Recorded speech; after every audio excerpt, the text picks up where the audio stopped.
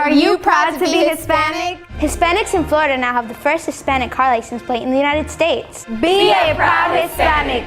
Put the Hispanic plate on your car. I want to be a doctor. I want to be a scientist. I want to be an engineer. I want to be a police officer. I want to be a professional dancer. By getting the Hispanic plate for your car, you will support scholarships and community programs. Call now or visit HispanicAchievers.org.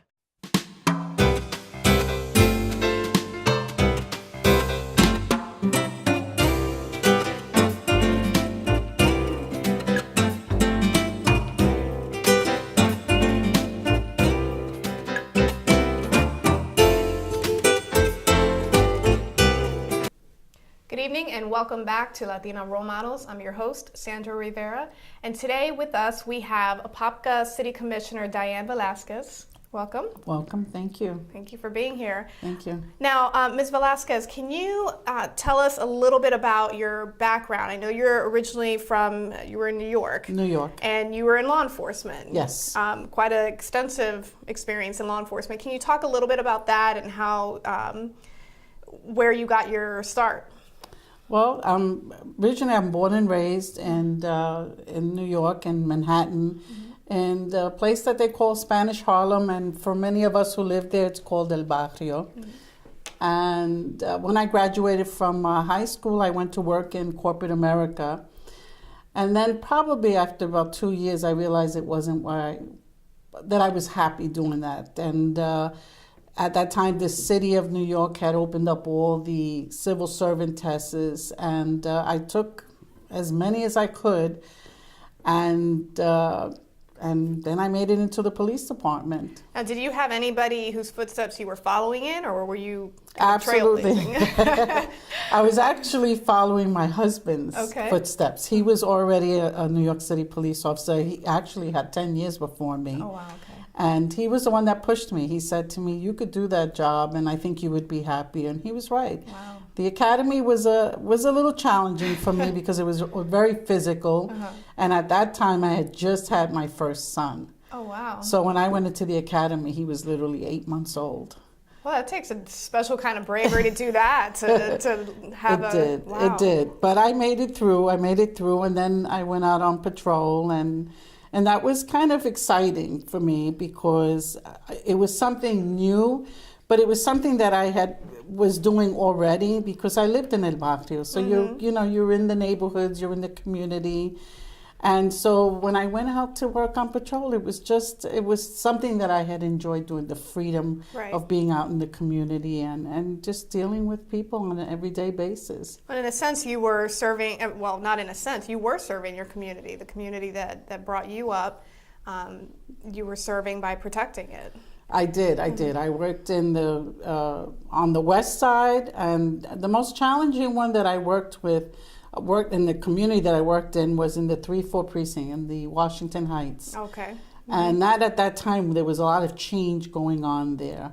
And so that was one of the most challenges that I had kind of faced in my career. Sure. In the very beginning. And then after that, it just got easier. You just feel more confident. Right. And during that time, during those early years, there were not that many women on patrol. So we were still kind of a novelty on patrol in the streets. And that comes with its own challenges, being a woman. It does. It comes both ways, within the ranks of the police department and then, of course, in the public. But in the beginning, I found the public was more embracive and more it accepted the women more than within the ranks of the police department. Okay, yeah, that makes sense. So I did that for probably about 10 years on and off. And then eventually I went into an investigative unit. Okay. And there is where I kind of finished my career. I did investigations there. And what made you decide to leave law enforcement? What was your next phase? Actually, when I decided to leave law enforcement, I had done almost 21 years. Oh, wow. Okay. All right. So it was just you put in your time. It was just time, and they have a 20-year retirement. Okay. And you had 2 children I had 2 children. Okay. By then, the child that I had that was 8 months old Right. was now in his 20s. And then at home I had my second son who was 13 years old. Okay. And I wanted to be a mom. I wanted to be home with him because those are kind of trying years. Absolutely. Between 13 and 19, as I say. And I had already experienced a lot of the challenges with my first son. So when the opportunity came, I looked at, my family situation, and I was very fortunate because my husband was still working, and I said, I want to go home and be a mom. And it was actually 2 months before 9/11. Oh, wow. I had okay. retired, and once 9/11 occurred, I had an opportunity to go back, but I chose not to. I chose to stay home. And, my husband at that time was also still working in Wall Street. He was now no longer a police officer, but he was working for a bank, and he was involved in the cleanup and Right. in the aftermath of 9/11. So it was something about balancing a family. Sure. Because both of us couldn't be down in the 9/11 disaster. So I stayed home, and I kind of did that for a few years, and I enjoyed motherhood for a few years. And then from there, we decided to move to Florida, which we did. And this was following after my husband had gotten sick. And then we decided it was the best thing for us was to kind of leave New York and come to Florida, and Apopka was the city that we picked. Now, when you came to Florida, did you have an idea of what you wanted to do? Any aspirations at that point, or was it at that moment just a life decision to kind of change scenery? It was a decision at that time because my husband was recovering from non-Hodgkin's lymphoma. That when I first came here, it was about taking care of him, the family, and just kind of just going along with no real plans. When I first came, I did do substitute teaching. Okay. And I did that for probably a few months and realized it was not, again, I knew right away it wasn't something I enjoyed doing, because in the school districts, it's kind of different when you're dealing with younger students. And you kind of have your hands tied with, how you can handle them. Sure. It's completely different from law enforcement. Law enforcement, you go in and this is You how take it's care of done, it. and that's it. But when you're in school, it's kind of different. And so I did it for a little while, and I realized it wasn't for me. So I kind of stepped back from it. Then I told my husband, let's find out what this community is about. Let's get involved. So we did get involved. One of the first things we did join was the Veterans of Foreign Wars, the VFW post, because my husband is a Vietnam veteran. And you have other family members who are I also do. Iraq and Afghanistan veterans. Right. My youngest son, who I did bring here with me, when he turned 18, he joined the National Guard, and then he was deployed both to Iraq and Afghanistan. Wow. So he's 27 years old, So and you're a he proud is a mom. veteran. I am. I'm a proud wife of a veteran, but certainly a proud mom of a young son who deployed to 2 wars. Wow. 2 wars. And so we started going into City Hall and just kind of sitting around and, going to the city council meetings just to get an idea of what was going on in our community. And we did that for a while, and I was just watching the process, and I started to get really interested in it. I said, wow, developments are coming, and there's changes going on in our community. But as I started to kind of go around to the other neighboring towns and cities that we have, like Winter Garden, Altamont, I kind of saw everybody else growing. And when I would come back to Apopka, it was kind of just, just doing its thing, just there. Status quo. Status quo, that's it. And a lot of times, my husband and I would go to these city council meetings, and we were the only ones there. And it's amazing that you bring that up, because I think it's important to note that people, when they talk about getting involved in their community, they talk about, oh, where can we go to dinner, or Right. what show can we catch? But I think it's an amazing point that you're making, that to get involved, you went to City Hall and you sat down and you listened to those meetings. And what better way to know the community that you are? So I'm sorry to interrupt. I just wanted to make sure that the viewers understand how important that concept is, that these meetings are open to the public, that they Right. have the ability to know what's going on in the And community they around do. them. They do have that ability. But at the same time, I just didn't see, and I don't want to criticize City Hall, but I didn't see the commissioners, coming out and kind of encouraging the community. Sure. You had to kind of look for, when is the next city council meeting and what's going on, and so we did that for probably a few years. My husband and I, a couple of years, just going to different city council meetings and seeing the developments going on. Became a fixture there. Yeah, they did. The time I signed in, there they are again. Diane. And sometimes we were just the only ones there. But there was a point where I started to see that some of the things or some of the projects and some of the decisions being made in Apopka was being made by a very small group. And they were called the super voters. And I was part of those super voters. And so when I would go around the community, because we live in a very big community in Rock Springs Ridge, and I would, ask my neighbors, oh, do you know this is going on? Do you know they're building this? And they were like, no. And I started to say, well, let's get involved. Let's go into City Hall and see what's going on. And I just kind of saw a disconnect. And there was a point where there was a big, not a big decision, but there was an election for something that was being changed in the city charter. And it was done, I remember, during the Christmas holidays, and they used the super voters. And that particular agenda, but the city charter change, was voted in by 6 votes. 800 voted no, and 806 voted yes. And here was a city of almost 40,000. Wow. And that was kind of the turning point for me, where I said, this is not the way it should be. Right. 806 people shouldn't have to decide where Apopka is going. Right. And so the elections came, and I took a big chance. You did. You ran against an incumbent of I 18 did. years. I did. Yeah. I did. I ran against an incumbent.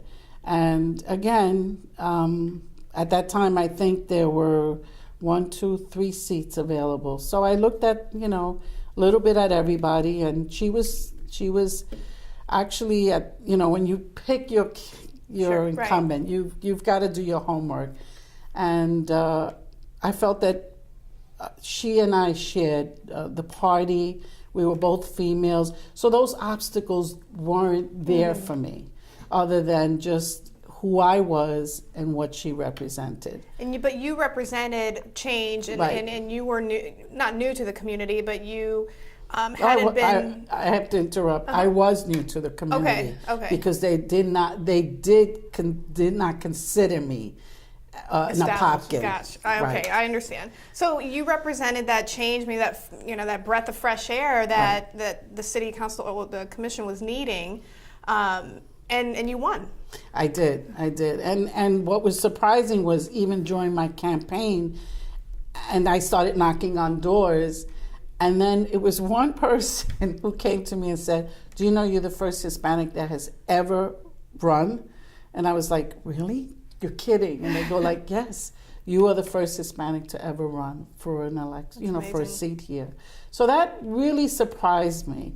And that kind of invigorated me, because I thought, okay, so I have something to prove, and it was important to me. It was important to me from the very beginning, and it still is 19 months later, that I really want community to feel that they are part of the process. Sure. Whether they're white, black, or Hispanic. I want them all to feel that they have a voice in City Hall. That's perfect. And that's exactly what I've been doing. And anybody that stops me or calls me, the first thing I say is, you got to come to the city council meeting. And have we seen a change? Absolutely. We see the city in the chambers, it's always full of residents. One of our community leaders, she started a Facebook page called Apopka Rants, Raves, and Reviews. She has like over 5,000 followers, and they follow us in the city council. They follow everything we do in that city council. I think it's amazing what you've been able to do and the path that you've set forth for the residents of Apopka. And I wish we had more time to talk about it. But before we go, I wanted to see if you could talk to or tell our viewers a little something about overcoming their own obstacles. You obviously didn't have a plan when you came to Florida to be on the city commission, which is great. Which is great that your path can change from moment to moment. It can. How to go and do it, and what they need, what kind of education, and they can actually start. They can research companies, they can research law enforcement, and find someone and call them up and say, how did you get there?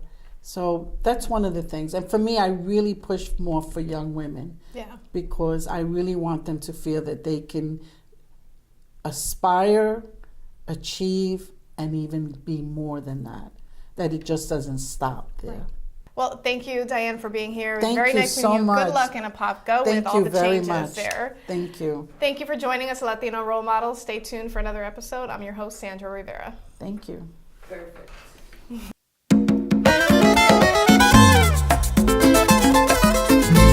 Hay baile en el vecindario, todo es fiesta y alegría, porque ya el boricua tiene la cerveza que quería.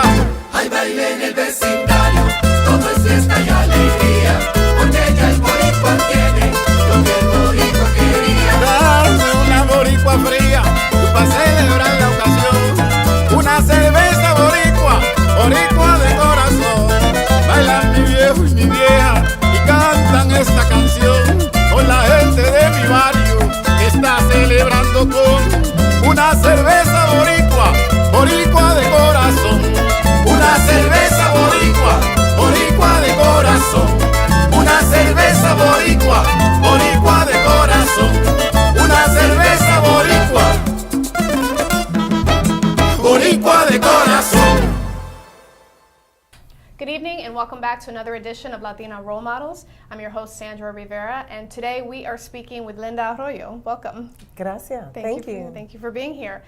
Linda, could you tell me a little bit about your background? Where are you from?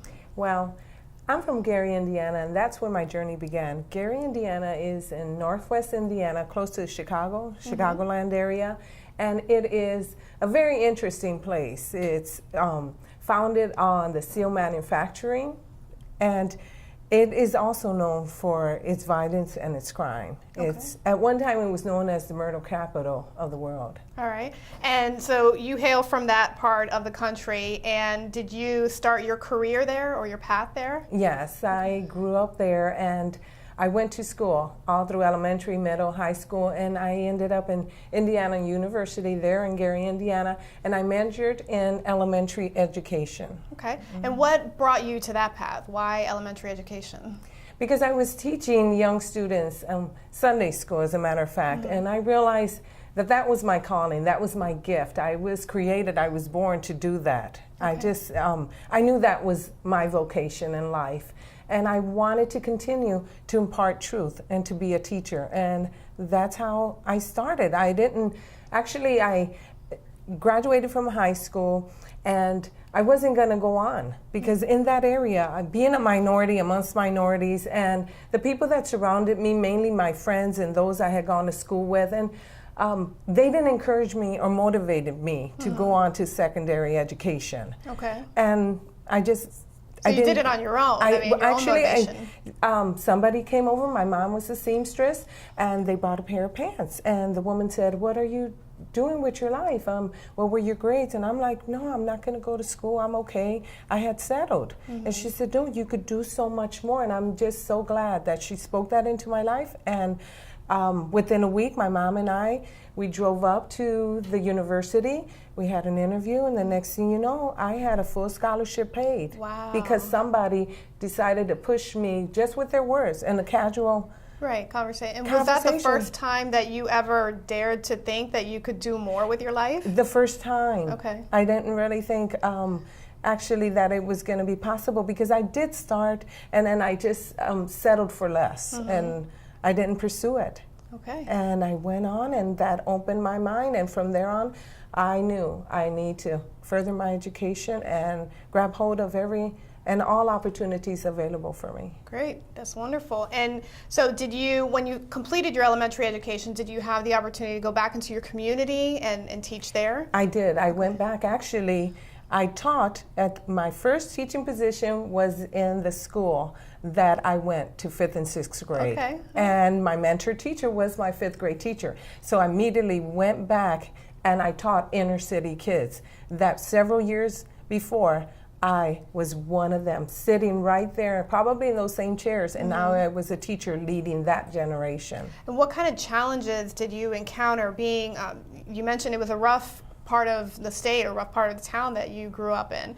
Now going back as an educator and dealing with the problems that you were accustomed to, and probably some new ones with the newer generation, what kind of obstacles did you have to overcome there? I think it was just the mindset, a mentality of not wanting and reaching for more. Instilling in them the truth that they can be inspired to do more, to create more, and to be more. It doesn't matter where you begin, what's your zip code. That does not define you. We are all called with a purpose and a reason, and we just need to be pushed. Some people just need, there's a child out there that just needs that pat on the back. Sure. So it came full circle. Somebody spoke those words into your life, and now you were in a position to do that for your classroom. Because words contain power. Absolutely. Yes. Okay. And so you continued to teach there for how long? I taught there 1 year, and then I taught another year in East Chicago, Indiana, which is still in Northwest Indiana. And from there, my dad, he retired as a steel mill worker, 30 years working, and he decided to move to Puerto Rico. Okay. And I decided to go for 1 year, and 1 year turned into 12. Oh, wow. And why'd you decide to stay?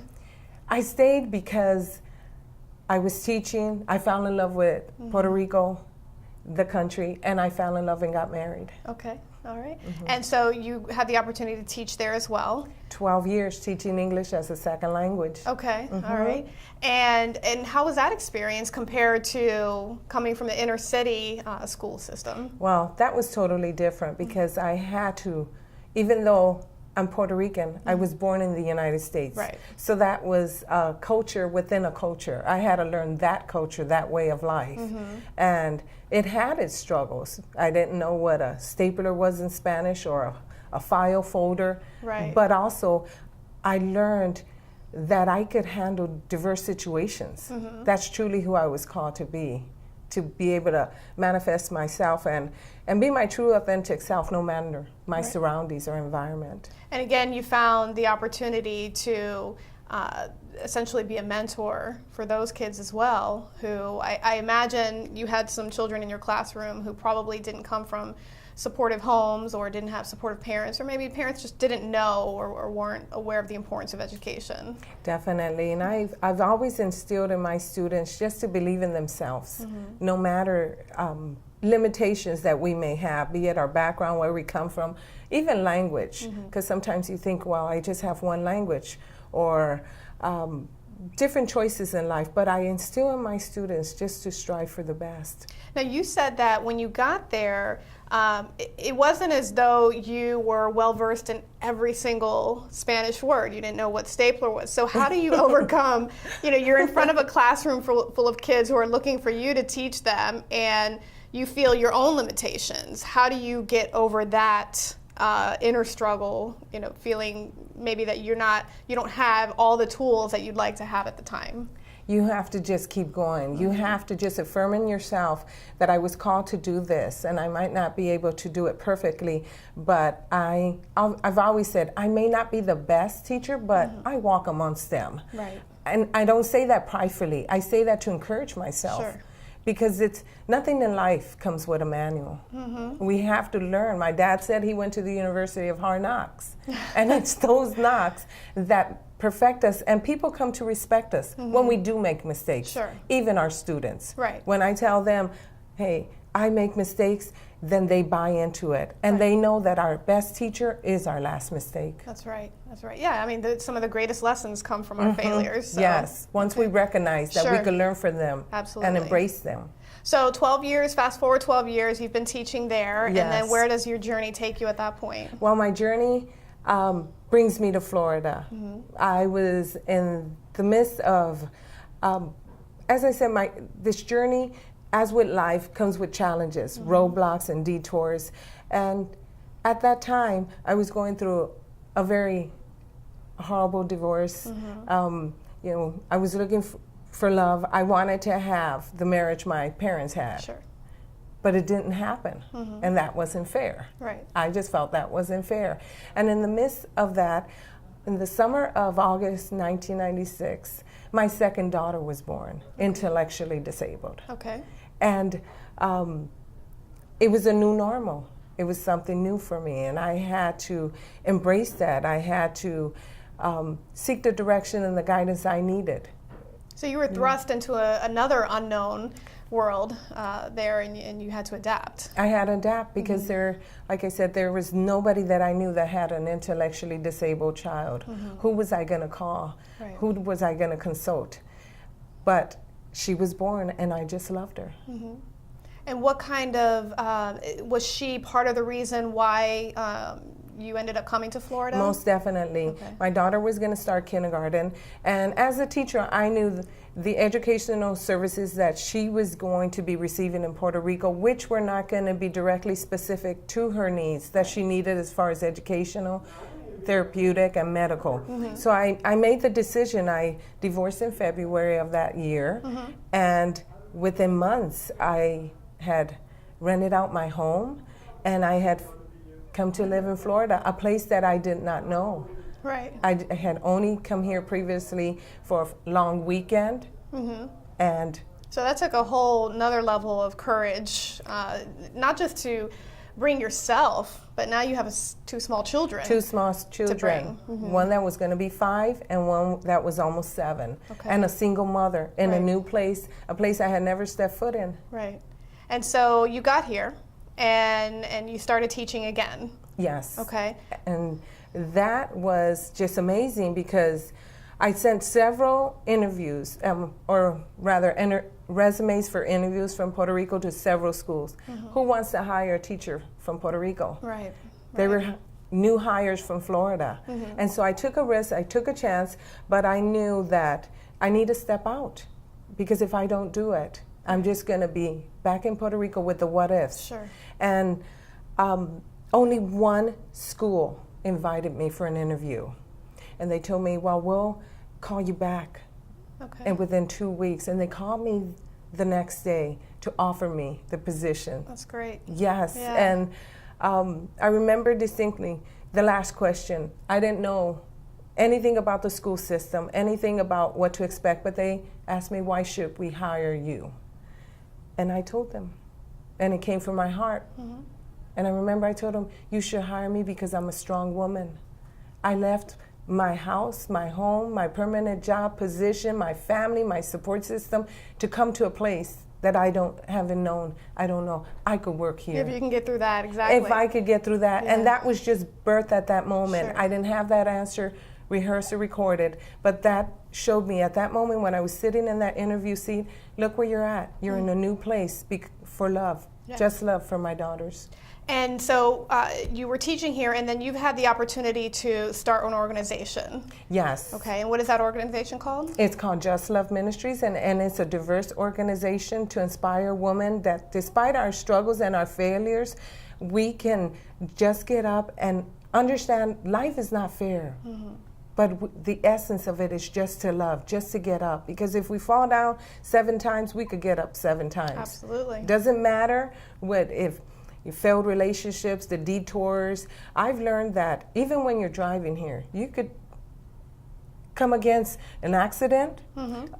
You could fall in a pothole. There could be a detour. But do we ever get off and leave the car? Right. No. Right. We You're keep right. going.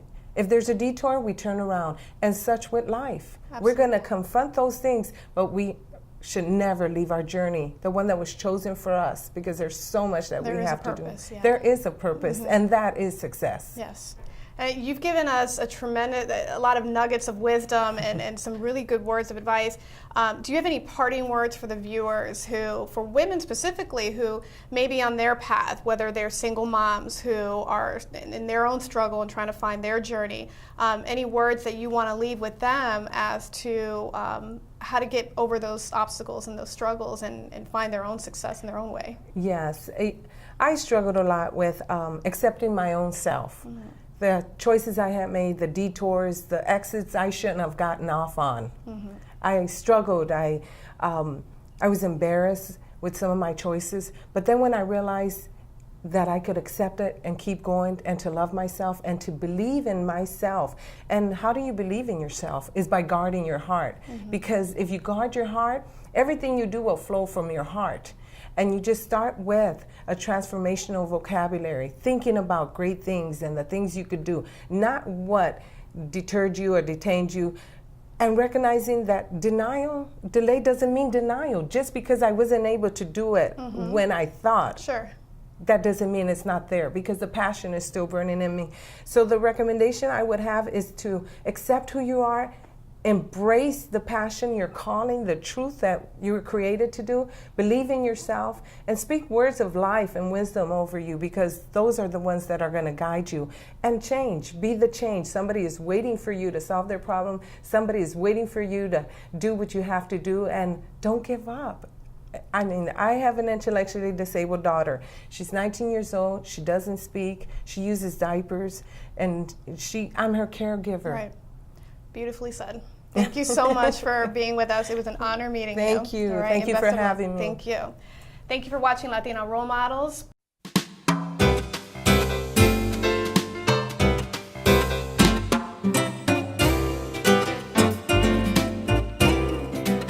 I am for the child who's had 7 addresses in a single year because she's in foster care, because her father abused her, and her mother couldn't believe her.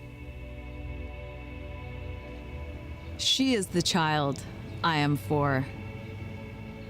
I am a volunteer child advocate.